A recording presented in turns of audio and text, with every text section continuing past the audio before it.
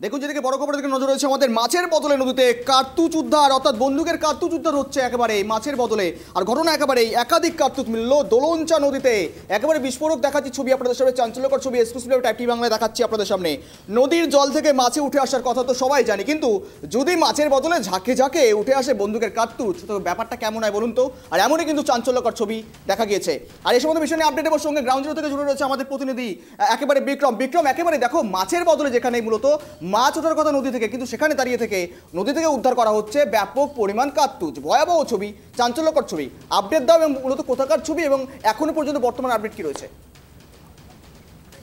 দেখো, একদমই গৌরব, এই ঘটনাটি ইসলামপুরের খবরগাঁও যে গ্রাম রয়েছে সেই গ্রামের, এবং সেই গ্রামের উপর দিয়ে চলে গিয়েছে দোলংচা নদী। আর এই নদীতেই সাধারণ বাচ্চারা, যে গ্রামের বাচ্চারা, তারা গতকাল বিকাল বেলা স্নান করতে গিয়েছিল। এবার সেই স্নান করতে প্রথমে ক্রিকেট খেলছিল, ক্রিকেট খেলার পরে স্নান করতে নামে, এবং স্নান করতে নামার পরেই কিন্তু নদী থেকে একের পর এক কার্তুজ উঠে আসে।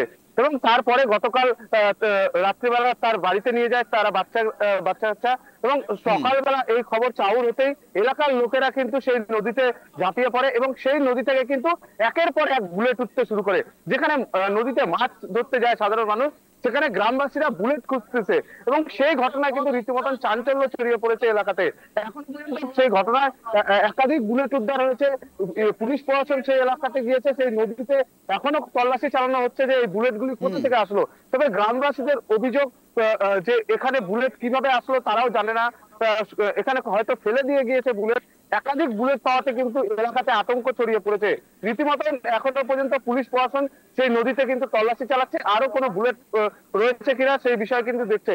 তবে গ্রামবাসীদের কথা একটাই, এত বুলেট কোথা থেকে আসলো এই দোলংচা নদীতে, এবং এই সাধারণ যারা বাচ্চারা তারা ক্রিকেট খেলার পরে এই গুলিগুলা তারা কিন্তু উদ্ধার করে, এবং এখনো পর্যন্ত যেমনটা জানা যাচ্ছে প্রায় একাধিক বুলেট কিন্তু উদ্ধার করেছে।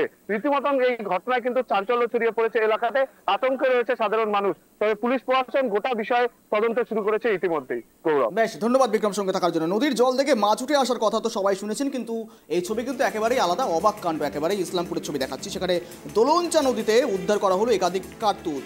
ইসলামপুরের খবরগাঁও এলাকার ঘটনা, স্থানীয় দোলনচা নদীতে মিলেছে একাধিক কার্তুজ। আর ঘটনায় চাঞ্চল্য এলাকা জুড়ে। কোথা থেকে এলো এত কার্তুজ, উঠেছে একাধিক প্রশ্ন। কার্তুজ উদ্ধারে নেমেছে এলাকার বাসিন্দারা এবং ঘটনাস্থলে এসে পৌঁছেছে পুলিশ উচ্চপদস্থ আধিকারিকরা।